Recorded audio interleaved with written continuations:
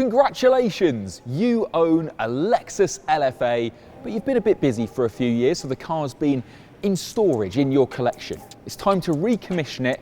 How do you service a V10 unicorn?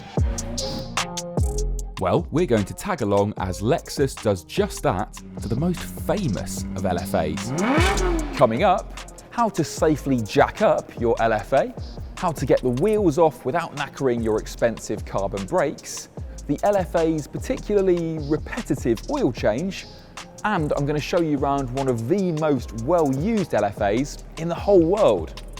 And show you some of its geekiest details, like where to find the washer fluid bottle, the secrets of its wiper blades, and what 8,500 miles of journalist abuse does to an LFA's interior.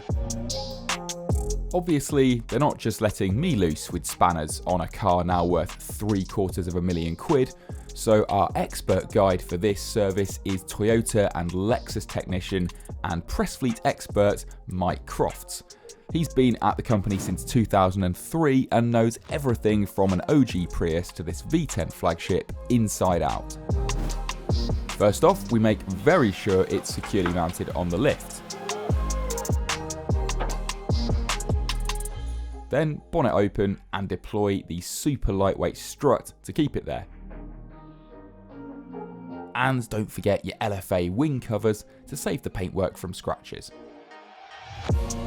No centre lock rims means no special tools are required for wheel removal, but Mike takes the trouble to insert alignment pegs into the holes so there's no danger of dropping the rim onto the carbon disc. Okay Mike, so now you're taking the alignment pegs out, what's next on the to-do list? Right, so next we're going to check the brakes.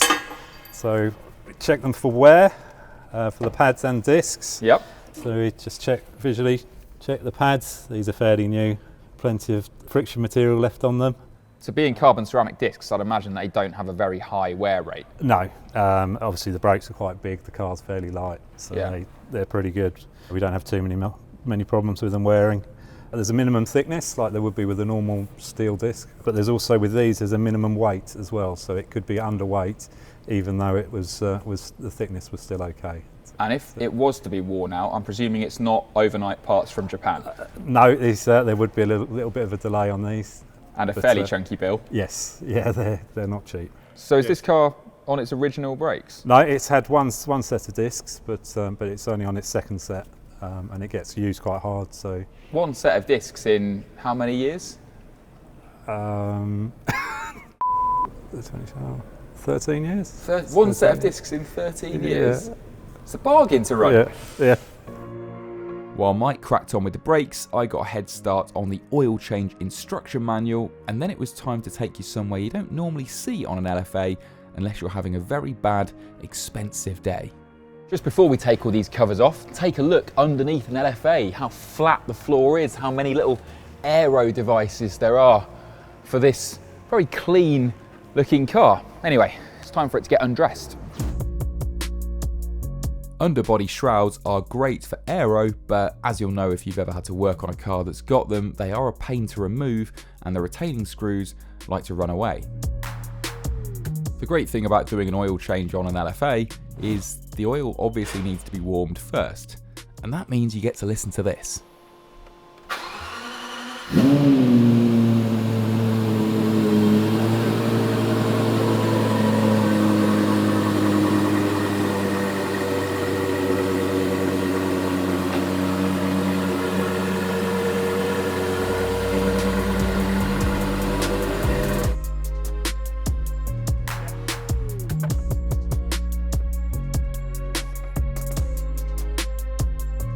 Oh, don't you just love a bit of slow-mo laminar flow action? For a supercar, I'm quite surprised how accessible that oil drain point is. It is, that one is, but we've got another 4 to do under here. Ah, so it's not that easy. How much oil are we expecting to get out of this? About 6.5 litres, so not a huge amount. Okay, well I'm singeing my hair on the exhaust, so I'm going to get out and leave you to it. Cool. So although the LFA has a carbon fibre tub chassis, it's still got strengthening braces fixed underneath it because the engineers wanted it to be super stiff. But look, you can see here how they've been designed not to foul all of those oil draining points. No, the oil isn't especially used looking, but this car gets to live a pretty charmed life as Lexus UK keeps it in tip-top condition for any demonstration runs it might be needed for. Okay, in this treasure chest, we should find some quite expensive LFA spares. So what have we got? Posh looking oil for your V10, brake fluid for your ceramic discs, oil gaskets, whatever they are. And then in these rather natty Toyota genuine parts boxes, air filters, pollen filters, and an oil filter. No idea which is which or how to put them on. Let's find out.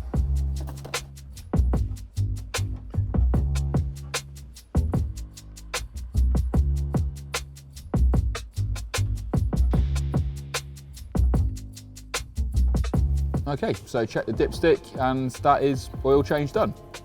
Well, normally it would be, but with the LFA we've got to do it all again. What, so you have to change the oil twice to change the oil? Yes, so we drain it out, then we put a flash in, and then drain the flash out, and then change the filters. Right, so always budget for twice as much oil as you need if you've got one of these. Actually, it's great that we have to change the oil again, because that means we get to start it again.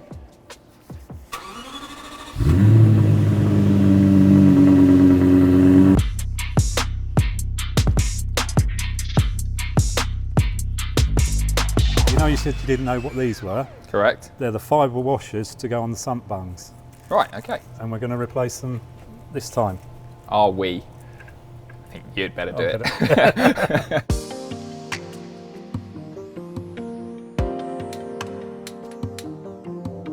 If you've ever stared at a picture of an LFA's engine bay and wondered what those twin cylinders pointing straight out the front were, here you go.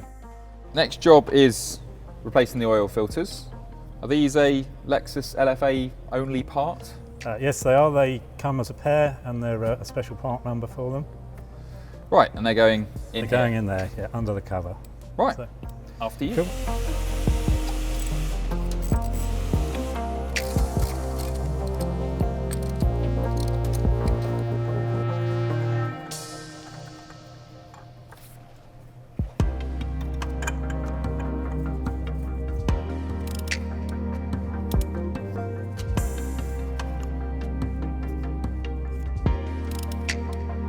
Luckily, during the double oil change, this part only needs doing once.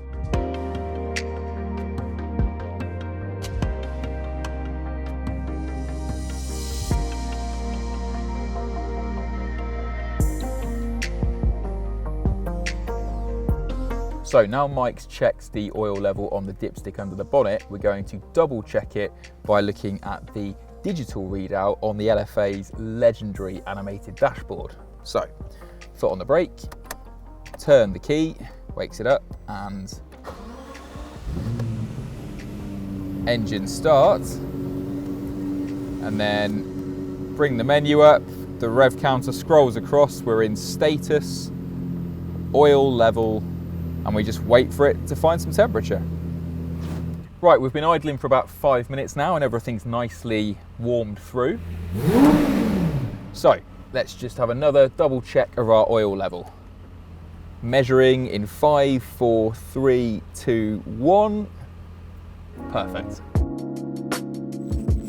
The next set of covers to be removed gave us access to the air filtration system.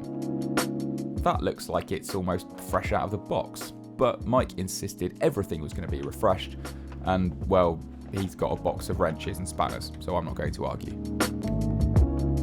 The last of the filters to swap out is the pollen filter, which you don't do by rummaging under the bonnet. You have to give a veterinary exam to the glove box.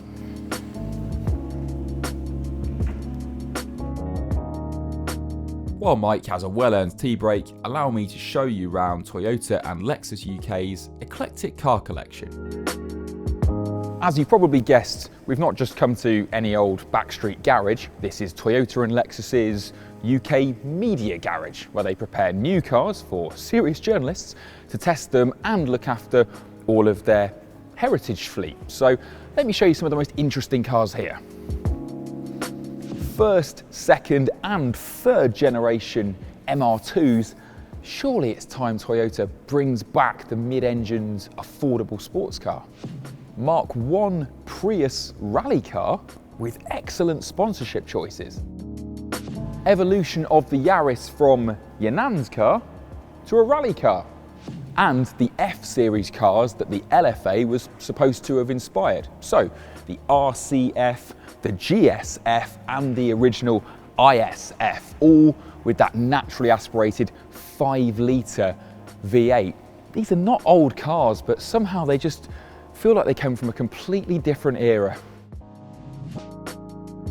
And while the LFA was unattended, I couldn't resist having a detailed look around. One of the LFA details that you never really get to appreciate until you finally see one up close is here, the carbon tub. It was actually one of the most controversial bits of the car's development, because if you don't know the story, Lexus was well through developing this thing in all aluminium, and then it decided to bin basically the whole car and start again with carbon. It had to invent this new sort of knitting 3D loom to form this tub, but the result is, while the panels are basically a posh fiberglass, this is a pure motorsport carbon tub. Looks awesome. One of my favourite LFA nerd facts is that here, under the fuel filler door, you have the nozzle for putting the petrol in, obviously, and the washer fluid. Now that's weird, isn't it? Because normally your washer fluid bottle is in the engine bay, under the bonnet. But the engineers on the LFA didn't want anything that weighed a couple of kilos living outside of the wheelbase and upsetting their weight distribution. So the washer fluid bottle is down here to keep it between the axles. The fluid goes in there, and you have to make very sure that when you are filling it up, you don't get these two mixed up. Oh, I'm loving pouring all over an LFA. Do you remember seeing these? These strakes on the inside of the concave mirror designed to funnel air down the side of the car and chuck it directly into that intake. How have I been obsessed with this car all these years and yet only just noticed today that this vent is made up of loads and loads of Lexus badges? I'm just testing the operation of the rear wing. No need to change any hydraulic fluid on that because it's electric, operated by an incredibly well hidden switch. And since we're now going full nerd, I was obsessed with this car when it was first revealed. Not only was an LFA my wallpaper on the first ever smartphone that I owned, but I even downloaded sounds of one accelerating and made it my ringtone.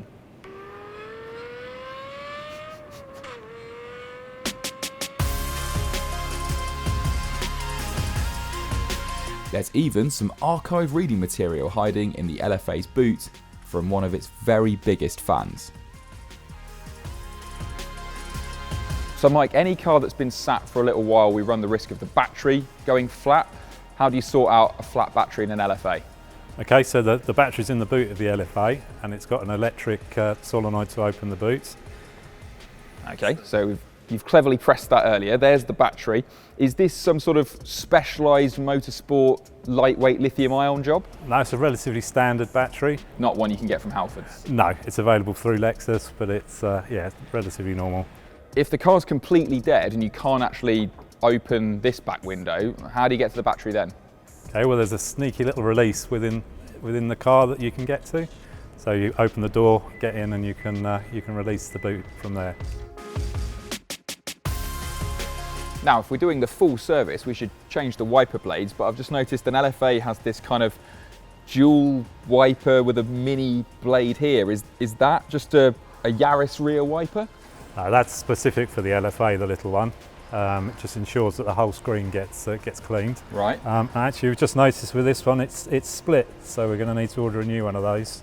Right, this is getting quite expensive now, isn't it? It won't be as cheap as a Yaris one was, that's for sure. If you've never had a chance to poke around inside an LFA, come with me for a look around this high mileage interior. At last then, I get to sit inside an LFA. This is number 16 of the 500 built, and well, I'm amazed how well it's aging, considering that this car itself is from 2011, and we know that the LFA had such a tortured development that this was probably designed a lot earlier than that. It's holding up as a piece of design. I mean, obviously it doesn't have any Apple CarPlay, and this screen is dated.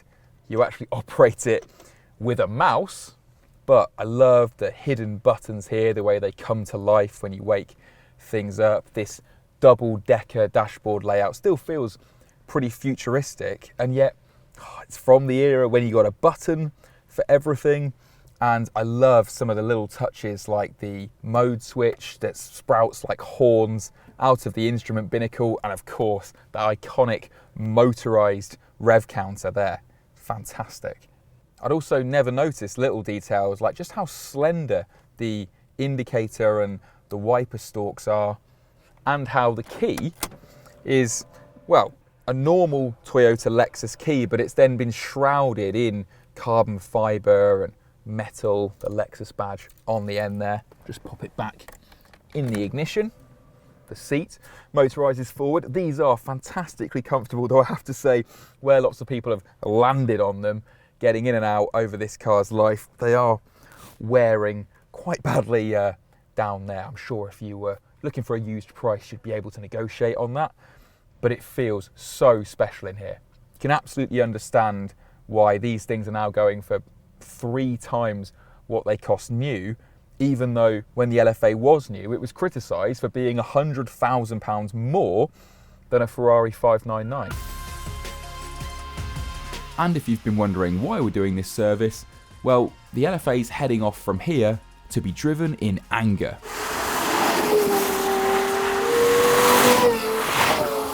Come back to the channel soon to see more of that. Well, that feels like a productive day's work. Mostly for Mike rather than me, but if you've enjoyed the video, please give it a like, subscribe to the Top Gear channel.